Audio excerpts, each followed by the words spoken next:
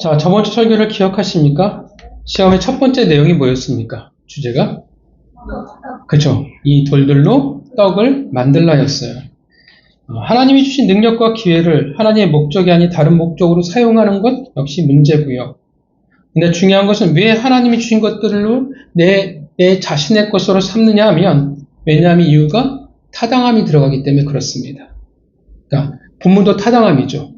배고픔은 타당한 거예요. 타당하다고 여기면 뭐가 문제가 생기기 시작하냐면 더 이상 고민하지 않게 됩니다. 당연하니까 어떻게 되어져요? 하나님께 더 이상 안 물어요. 얼마든지 내 마음대로 타당함대로 결정을 내려버립니다. 그러니까 이제 법의 기준이 뭐가 됐냐면 하나님이 법의 기준인데 이제 내 타당함이 법의 기준이 되어져 버립니다. 특히나 어떤 문제가 걸리냐 그러면 먹고 사는 문제가 걸렸을 때는 더더욱 그래요. 그때는 어떻게 해요? 그 먹고 사는 문제를 해결하기 위해서 얼마든지 하나님을 뒤로 밀어버릴 수 있다고 생각한다는 겁니다. 이 먹고 사는 문제의 이 타당함은 결국 하나님도 건드릴 수 없는 영역이 되어집니다. 그게 누구였냐면 출애굽 1세대였어요. 그들은 뭐라고 주장했냐면 애굽에 가야만 먹고 사는 문제가 해결할 수 있다라고 그들이 외쳤습니다. 그것이 타당하다고 그들이 외친 거예요. 예수님의 답인 신명기 8장이 무엇을 말했습니까? 신명기 8장은 뭘 얘기했냐면 만나예요. 만나의 의미는 단지 하나님이 광야에서 너를 먹이셨어, 배고픔을 채웠어라는 그런 의미만이 아니라는 거예요. 너희는 지금 뭐라고 얘기해요? 너희는 아니라고 애굽에 가야 너희의 타당함을 채울 수 있다고 말하지만 이 광야에서도 너희들의 주림을 하나님은 해결할 수 있다라는 겁니다. 그러니까 애굽에 가야 우리가 살아갈 수 있다라고 말하는데 하나님의 백성은 하나님으로부터 온 만나로도 이 세상을 살아갈 수 있다라는 그 증표가 뭐냐면 만나였어요. 하나님의 백성은 이 세상의 타당함이 아니라 하나님으로 살아갈 수 있다라는 것입니다. 믿으십니까? 우리가 가지고 있는 타당함이란 과연 무엇이 있을까요? 알아야 돼요. 내가 가지는 타당함이 무엇인지. 내가 가진 하나님조차 내게 건드릴 수 없는 절대 영역이 무엇이 있는지를 우리는 알아야 합니다. 떡으로 우리는 기억해야 하며 살아가야 될 것은 우리는 떡으로 이 세상을 살아가는 자가 아니라 하늘의 만나로 이 세상을 살아가는 자들이라는 겁니다. 우리의 타당함으로 이 세상을 살아가는 것이 아니라 하나님의 타당함으로 이 세상을 살아가는 자들이라는 사실을 항상 기억하며 살아가시기를 바랍니다. 자, 이제 두 번째 시험이 시작이 되어져요. 사단이 다시 예수님을 이제 유혹합니다. 장소가 바뀌죠. 광야에서 장소가 어디로 바뀌냐면 거룩한 성에 데려다 성전 꼭대기에 세웁니다. 여기에서 거룩한 성이란 누가복음을 보면 예루살렘 성전이라는 것을 알 수가 있습니다. 하나님의 거룩한 곳에 그를 데려다 놓고 이제 시험을 시작합니다. 그러니까 되게 사실 어울리지 않는 모습이에요. 왜냐하면 예수님을 유혹하는 시험인데 장소가 어디냐면 성전이에요. 하나님의 집에서 성자를 예수님을 지금 어떻게 해요? 시험한다라는 겁니다. 자, 근데 다른 점이 생겼죠. 공간적인 배경도 달라졌지만 또 다른 점이 뭐가 생겼냐면 첫 번째 시험과 달리 뭐가 다르냐 하면 예수님의 말씀의 한 방을 먹어서 그런지는 모르지만 사단도 이제 어떡합니까? 말씀을 들고 나와요. 내가 만일 하나님의 아들이어든 뛰어내리라 기록되었으니 그가 너희를 위하여 사자를 명하시리니 그들의 손으로 너를 받들어 발이 돌에 부딪히지 않게 하리라. 이게 사실 어디 말씀이냐면 시편 91편 11절부터 12절 말씀입니다. 우리 찾아볼까요? 시편 91편 11절부터 12절 말씀입니다. 시편 91편 11절부터 12절 말씀입니다.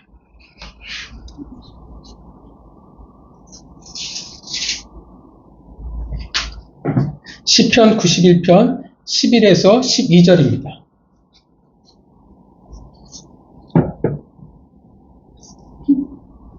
자, 시편 91편 11절부터 12절 말씀 같이 읽겠습니다. 시작. 그가 너를 위하여 그의 천사들을 명령하사 그의 모든 길에서 너를 지키게 하시리라. 그들이 그들의 손으로 너를 붙들어 발이 돌에 부딪히지 아니하게 하리로다.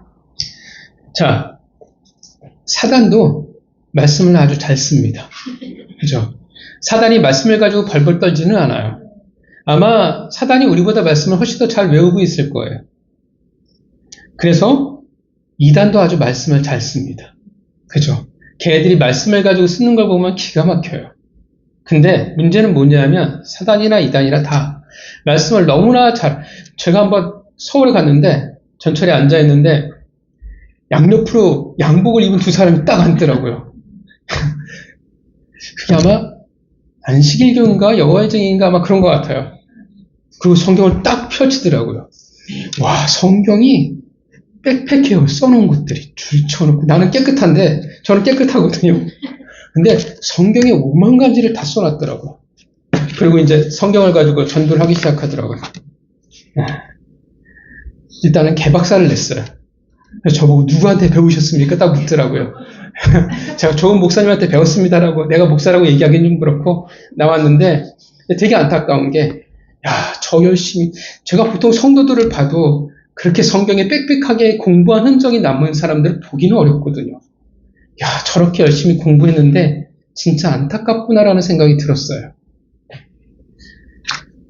그들은 정말 열심히 해요. 신천지도 우리보다 말씀 훨씬 열심히 공부하잖아요. 이단들은 다 열심히 해요.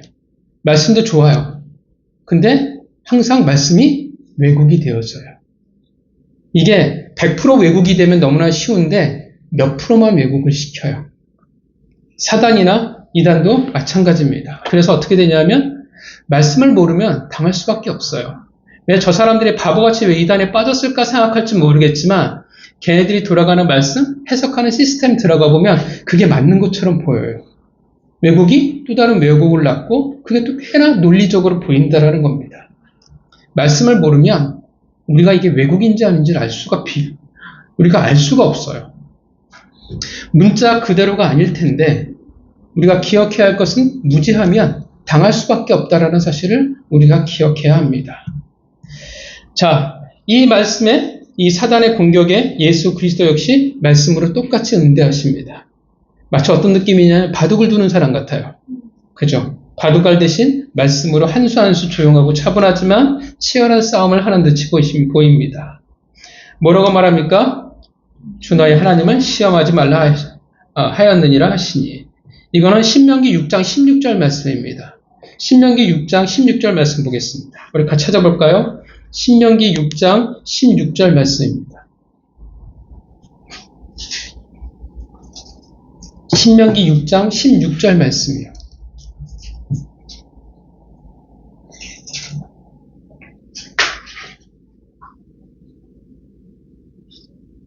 신명기 6장 16절 말씀 같이 읽겠습니다. 시작. 너희가 마사에서 시험한 것 같이 너희의 하나님 여호와를 시험하지 말고. 자, 그리고 이 신명기 6장 16절 말씀을 인용하심으로 어떻게 해요? 사단의 두 번째 시험이 그냥 끝나버립니다. 자, 무슨 의미일까요? 사단이나 예수님이나 말씀을 하나씩 주고받았잖아요. 이 사단의 두 번째 유혹은 어떤 의미일까요?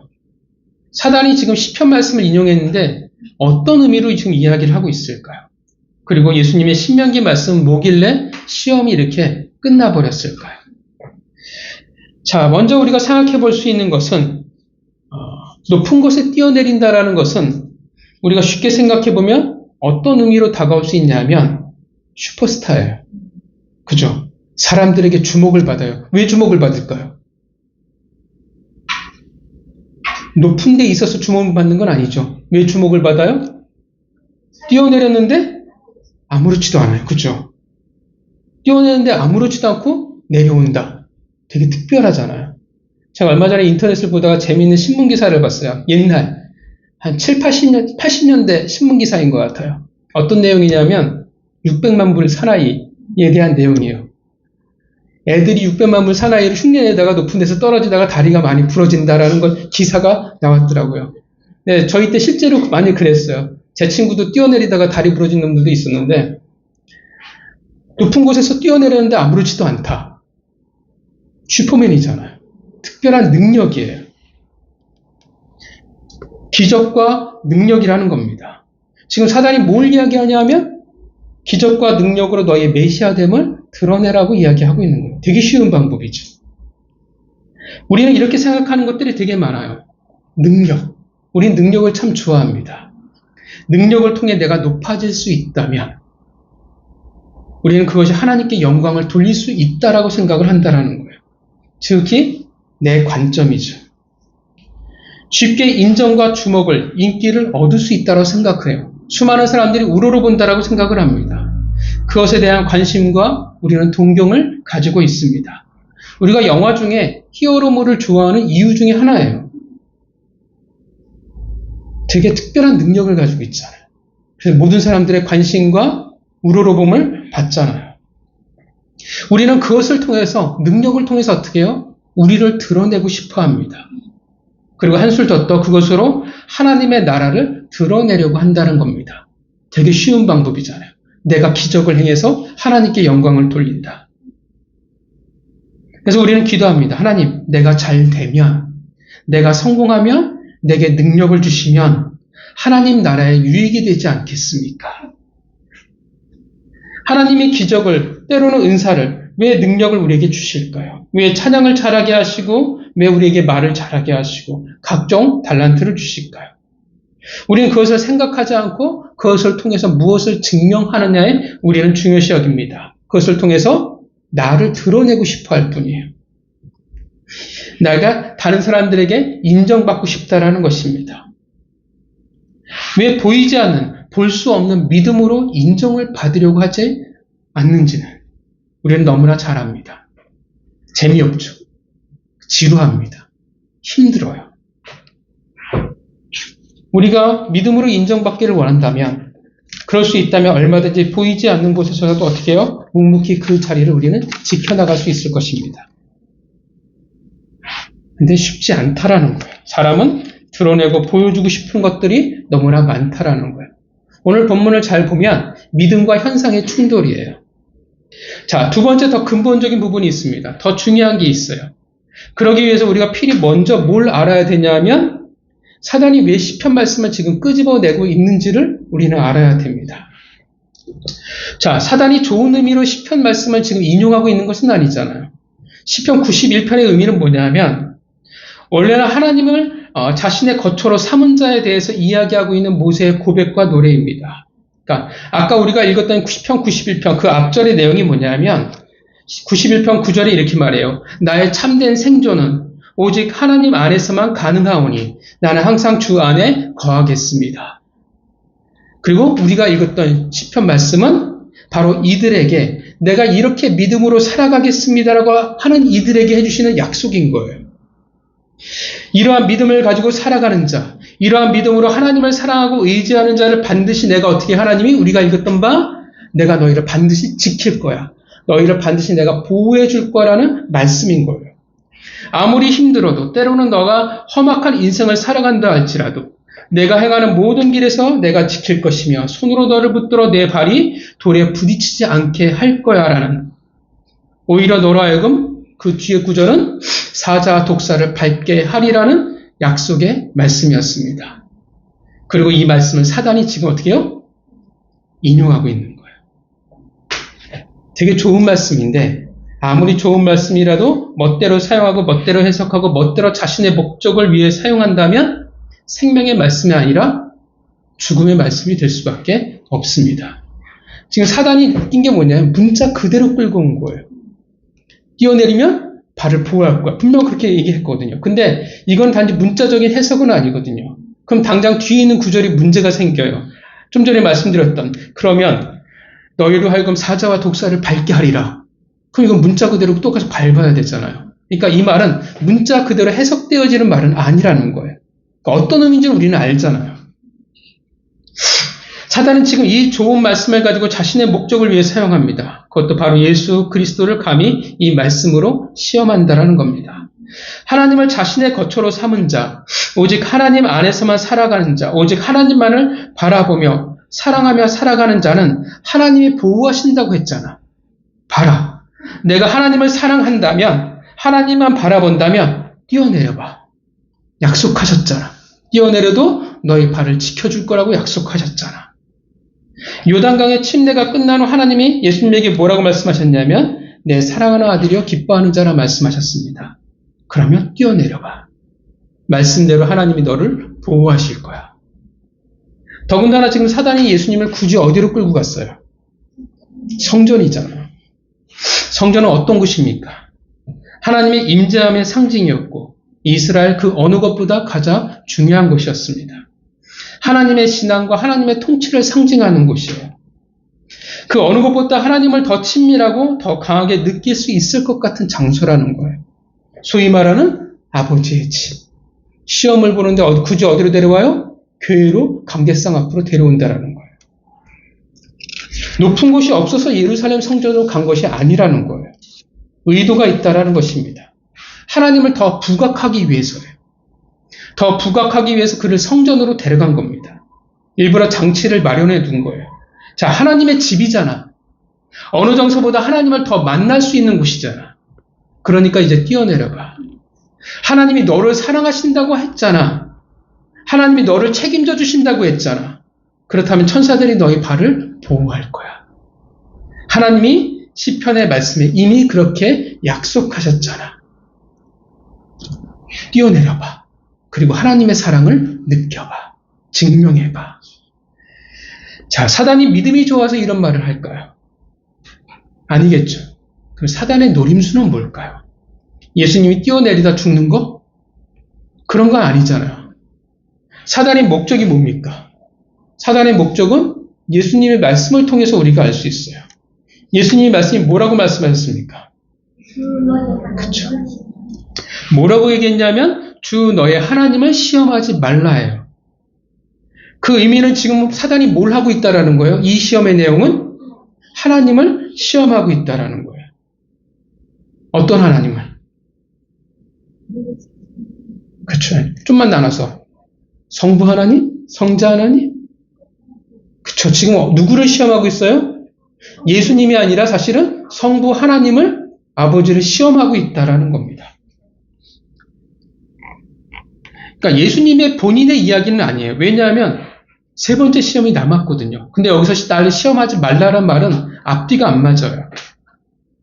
나를 시험하지 말라가 아니라 성부 하나님을 시험하지 말라는 뜻이 되어집니다. 정확히는 나로 하여금 나를 통해서 하나님을 아버지를 시험하지 말라는 뜻이 되어집니다.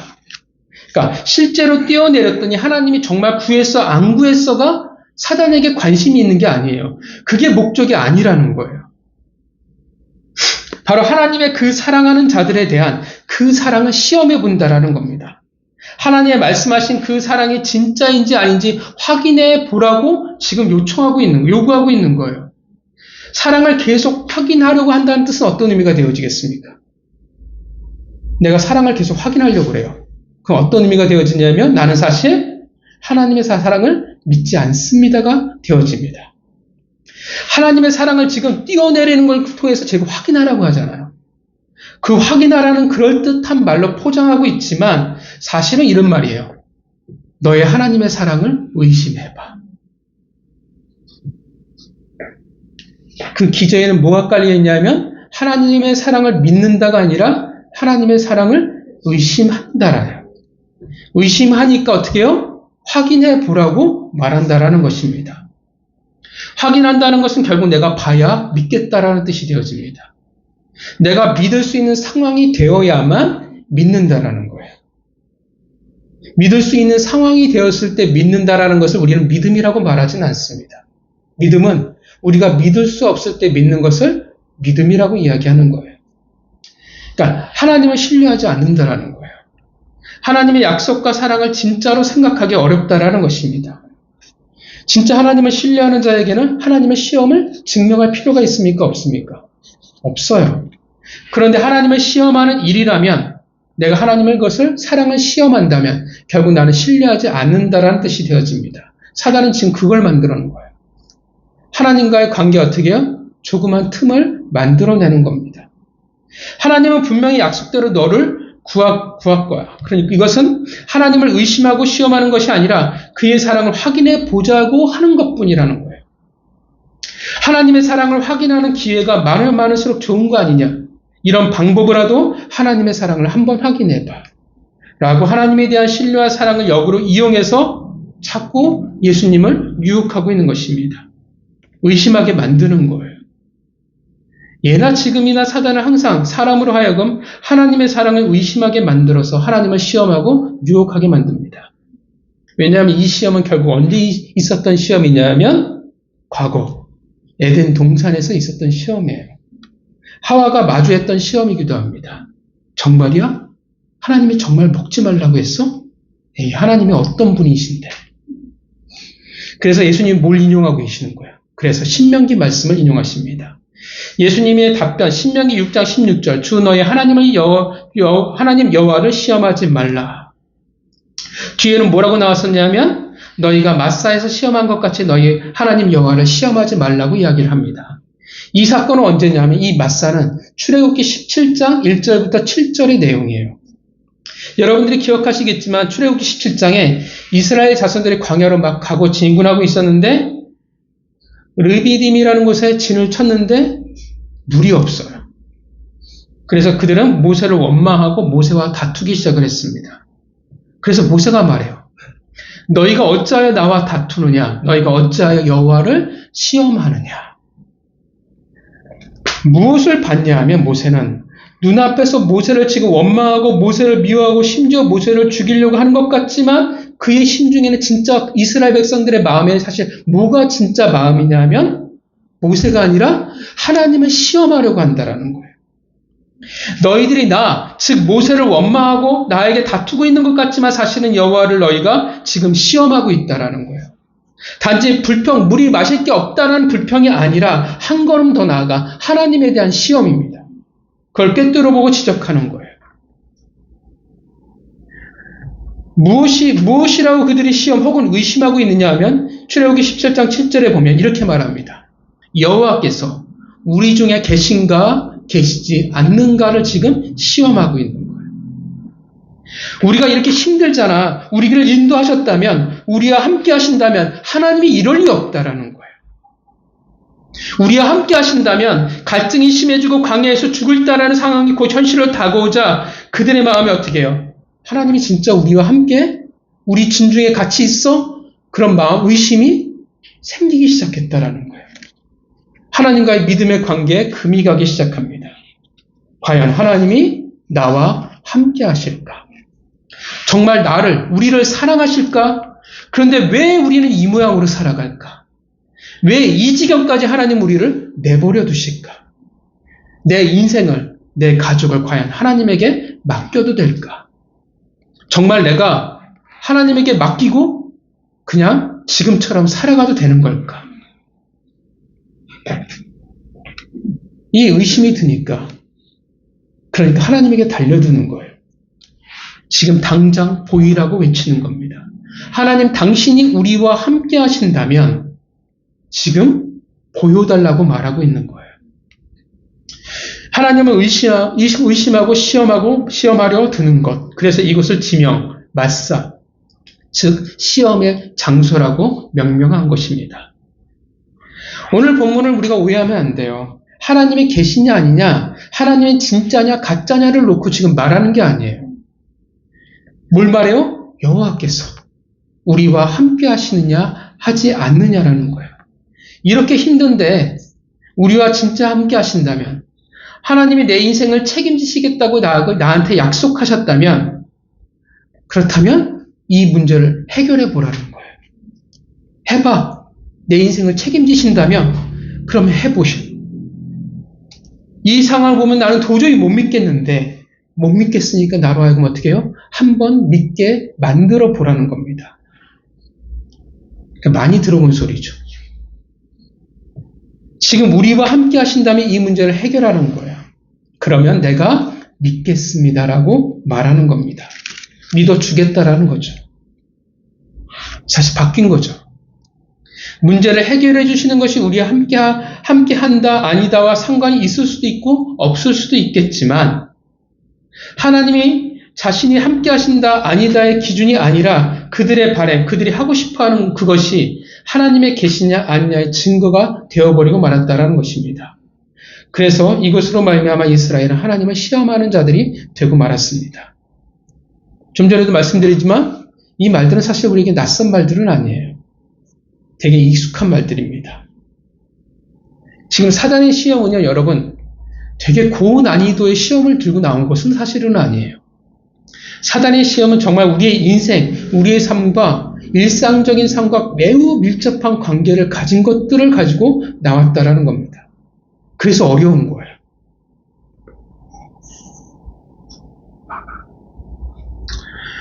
시험이라는 것은 어떤 말입니까? 왜 이스라엘 백성들이 불평하고 원망하고 있는데 왜 하나님은 그것을 모세를 통해 하나님을 시험한다라고 이야기합니까? 왜냐하면 그들이 하나님의 약속을, 하나님의 사랑을 어떻게 해요? 다시금 확인하려고 한다라는 겁니다. 해봐. 함께 하신다면, 사랑한다면 해봐. 보여봐. 라고 말한다라는 거예요. 그들이 감격해서 묻는 게 아니잖아요. 말하는 게 아니잖아요. 그들이 의심해서 말하고 있다라는 것입니다. 그래서 원망하고 불평하는 거예요. 그 사랑에 대해서, 그 약속에 대해서 이스라엘 백성처럼 다투고자 한다라는 겁니다. 그리고 그 성경은 그것을 시험이라고 말합니다. 상황으로 혹은 자신이 기준이 되어서 하나님의 우리에 대한 사랑과 약속을 테스트하려는 것을 시험이라고 말한다라는 것입니다. 믿으려 하지 않고 믿게 만들라고 하는 것 자체가 하나님을 시험하는 겁니다. 신명기에서 이제 모세는 가나안 땅으로 들어가는 출애굽 2세대에 그들의 과거의 이러한 일들을 기억하고 권면하고 유언하고 있는 것입니다. 너희 윗세대가 그러했듯이 너희는 절대 하나님을 시험하면 안 된다고 말하는 겁니다. 앞으로 가나안에서의 어떤 삶, 어떤 전쟁을 너희가 치르며 살아갈지는 모르지만 어떤 환경적인 어려움이 있을지는 모르지만 우리와 함께 하시며 우리를 구하시리라는 그 믿음으로 너희는 살아가야 한다는 겁니다. 왜냐하면 그 하나님을 시험함이, 그 의심이 결국 출애굽 1세대로 하여금 돌이킬 수 없는 실패를 겪게 만들었기 때문에 그렇습니다. 되게 작은 시험이에요. 근데 우리가 알잖아요. 자동차에 유리에 금이 가면 어떤 일이 생깁니까? 정말 보이지도 않는 작은 실금이 나중에 어떻게 돼요? 유리가 깨져요. 그 금이 걷잡을 수 없이 커져갑니다. 똑같아요. 오늘 본문은 커다란 시험이 아니에요. 조그만, 아주 보이지도 않을 만큼의 작은 틈을 만드는 겁니다. 출애굽 1세대는 거기서 넘어졌어요. 여러분, 우리의 하나님은 사실 우리 부모는 시험의 대상이 될 수는 없습니다. 나를 사랑하는가, 나를 보호하는가 말할 수는 없다라는 거예요. 물론 인간의 세상에는 한계라는 것들이 존재하고 요즘 세상에 보면 부모 같지 않은 부모가 정말 많다라는 것을 우리가 보게 됩니다. 정상적이지 않은 가정들이 꽤 많죠. 오늘 TV 보면 정말 많이 나오잖아요. 저 애들은 왜 도대체 결혼했을까? 왜 애를 낳았을까? 왜 가정을 꾸렸을까라는 사람들이 너무나 많아요. 분명한 것은 하나님 아버지는 결코 시험의 대상이 아니라 우리의 믿음의 대상일 뿐이라는 것입니다. 그런데 이스라엘 백성들의 잘못은 하나님을 믿음의 대상으로 보지 못했다라는 거예요. 오히려 하나님이 그들을 납득시켜 주기를, 믿게 만들어 주기를 원한 겁니다. 시험했어요. 그래서 신약에서 어떻게 유대인들이 예수님에게 구한 것은 표적이잖아요. 보여봐. 믿게 만들어줘봐. 나중에 12제자 중에 누가 그래요? 도마가 또 그러잖아요. 넣어봤으면. 그래서 자꾸 현상을 추구해요. 보고, 듣고, 만지는 것을 추구해요. 왜요? 왜 자꾸 그런 걸 추구할까요? 왜 능력을 추구할까요? 왜냐하면 사실은 하나님을 믿지를 못하기 때문에 현상을 추구를 해요. 왜 자꾸 사람들이 기적을 추구해요? 왜 기적을 있는 곳에 왜 그렇게 사람들이 벌떼처럼 몰려들어요? 왜 현상을 추구해요?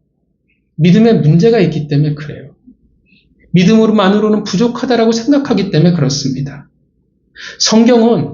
믿음은 계속 성경이 뭐라고 얘기하냐면 현상이 아니라고 이야기를 해요. 그래서 보고 듣고 만지는 것으로 자꾸 믿음의 생활을 하려고 하면 반드시 그 믿음은 문제가 생겨져 버립니다. 왜냐하면 성경은 분명히 못 박아 이야기했거든요. 믿음은 바라는 것들의 실상이요 보지 못하는 것들의 증거니. 뭐라고 얘기해요? 현상이 아니야 라고 믿음은 분명히 이야기를 하거든요. 그러니까 내 신앙이 자꾸 보고 듣는 것으로 내가 귀가 열리고 쫓아가려고 하면 내 믿음이 병들었구나라고 여러분들이 생각하시면 됩니다. 현상을 추구하며 믿음은 반드시 병들 수밖에 없어요. 하나님을 의심했어요. 믿을 수 없으니까 원망하고 다투게 됩니다. 그 작은 틈과 같은 것이 점점 걷잡을 수 없게 되어져 버리고 결국 광야에서 사망이 되어져 버리고 맙니다. 그래서 모세가 이야기하는 겁니다. 출애굽 1세대, 2세대에게 또 다른 1세대의 실패를 다시 겪을까봐, 또 그들이 하나님을 시험함으로 말미암아 부모의 전철을 밟을까봐 모세가 이야기하고 있는 것입니다. 이제 하나님의 사랑에 대해 의심하게 하고자 하는 사단에게 믿는 것이 아니라 믿게 만들기를, 믿게 하기를 요구하는 사단에게 예수님이 선포하고 계시는 겁니다. 하나님은 오직 믿음의 대상일 뿐이라는 것을. 나는 하나님의 그 사랑을 의심할 수 없다라고. 진짜 믿으니까 그렇다면 뛰어내려 볼 필요가 있습니까? 없습니까? 내가 하나님을 진짜 믿으니까 뛰어내림으로 하나님의 사랑을 증명할 필요가 없는 거예요. 내가 믿는데 굳이 왜 그렇게 할 필요가 있어요? 굳이 사단을 그렇게 납득시킬 필요가 없어요. 내가 확신하니까, 내가 믿으면 되니까. 굳이 뛰어내림으로 하나님의 사랑을 확증할 필요가 없다라는 겁니다. 내가 믿는데, 내가 하나님에 대한 신앙이 흔들림이 없는데 굳이 뛰어내릴 필요가 무엇이 있겠습니까? 하나님의 아들이어든 뛰어내려봐. 하나님이 사랑한다니까 뛰어내려봐. 그럼 하나님이 보호하실 거야. 필요가 없어요. 왜냐하면 나는 진짜 하나님의 아들이고 하나님의 사랑을 받는 자고 하나님이 지금 나를 여전히 보호하고 계시니까. 나를 굳이 믿게 해달라고 굳이 저급한 방법으로 그 사랑을 보일 필요가 없다라는 것입니다. 그래서 강력하게 말씀하고 계시는 것입니다. 어떤 상황에서도 하나님의 사랑과 그 약속을 결코 의심할 수 없으며 나는 믿노라고 예수님이 선포하고 있는 것입니다. 여러분들은 혹시 하나님을 시험하고 있지는 않으십니까? 우리는 인생의 광야를 걸으면서 우리는 수없이 말합니다. 진짜 하나님이 나와 함께 하실까? 하나님이 진짜 내 인생을 책임지실까? 내가 정말 이렇게 살아가도 괜찮은 건가?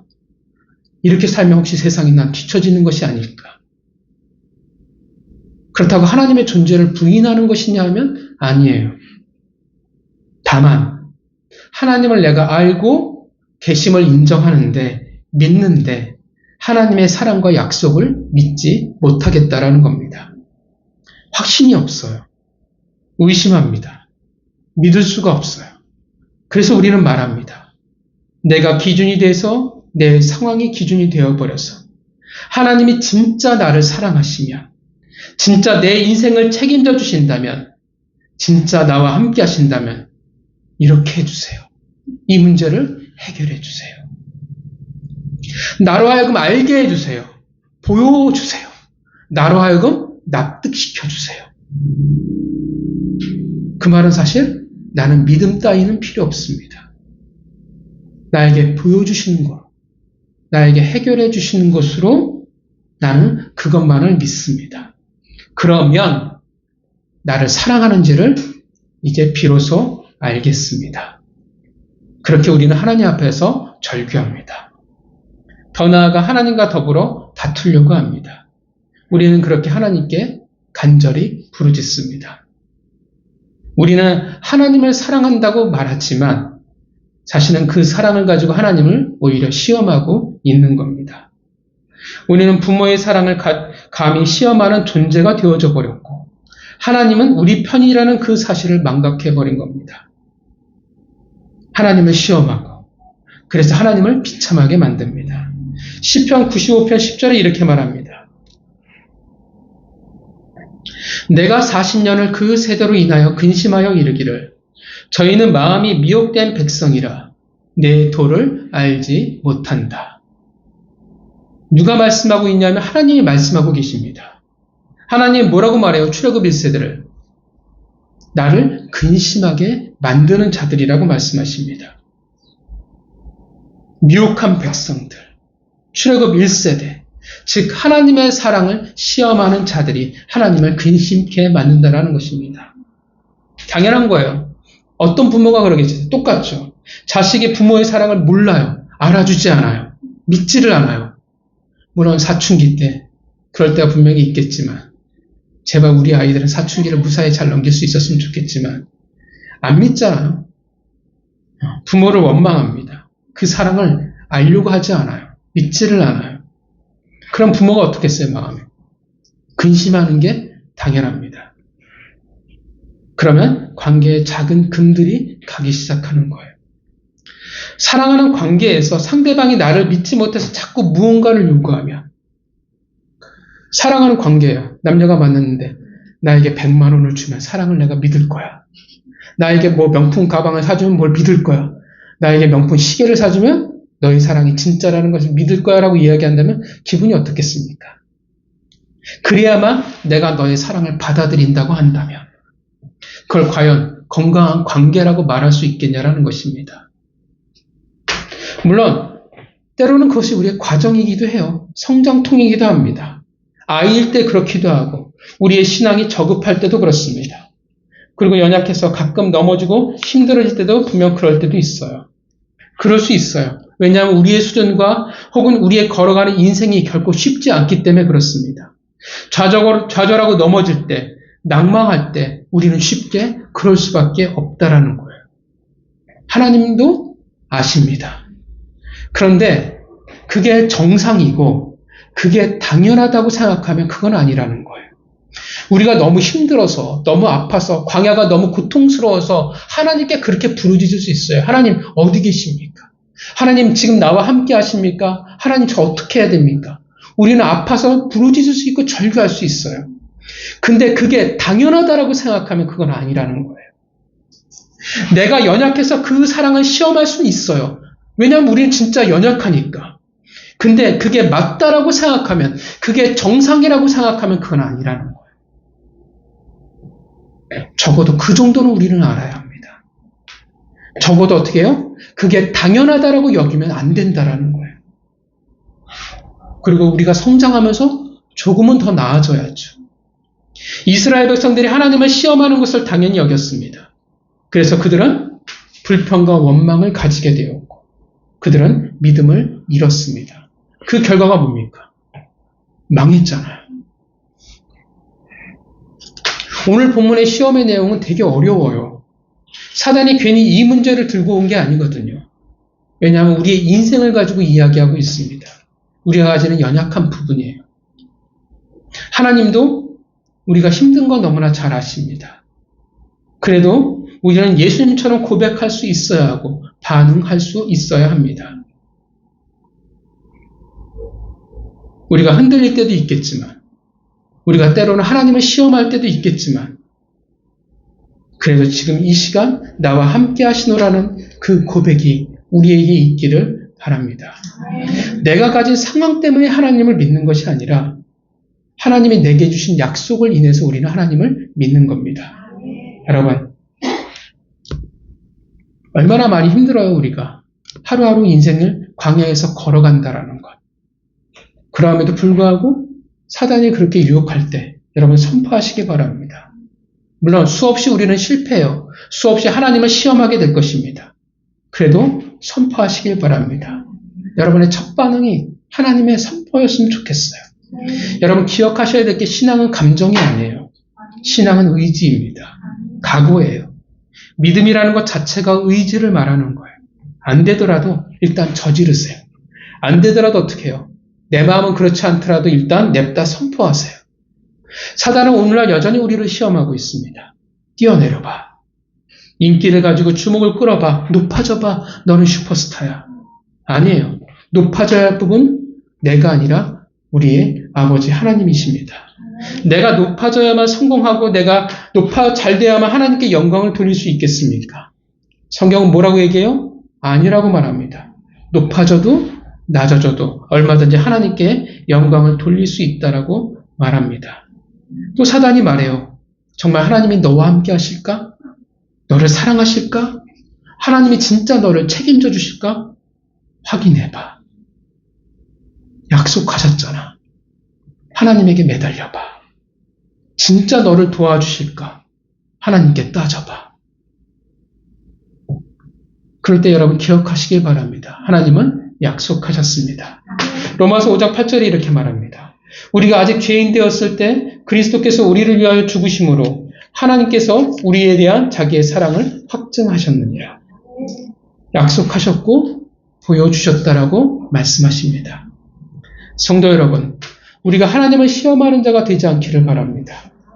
우리가 기억해야 할 것은 하나님은 시험의 대상이 아닌 오직 믿음의 대상이라는 사실을 기억하시길 바랍니다. 상황이 우리의 기준이 아니라 하나님이 우리의 기준입니다. 그러하기에 비록 슈퍼스타가 아닐지라도 우리가 낮은 곳에 있을 수밖에 없을지라도 그 어떤 상황일지라도 절대 하나님을 의심할 수 없나라고 담대히 혹은 가슴은 떨릴지 모르겠지만 적어도 폼생폼사로 여러분 담대히 외쳤으면 좋겠습니다. 하나님의 그 사랑과 약속을 믿습니다. 나를 받아주옵소서. 사단의 시험은 우리의 일상의 문제입니다. 그리고 우리의 믿음을 끊임없이 흔듭니다. 성도 여러분, 사단에게 담대히 외치며 나아가시기를, 그리고 연약한 내 마음에도 여러분들이 동일하게 외치시기를 바랍니다. 주 너의 하나님을 시험치 말라. 이 시간 우리 같이 기도하도록 하겠습니다.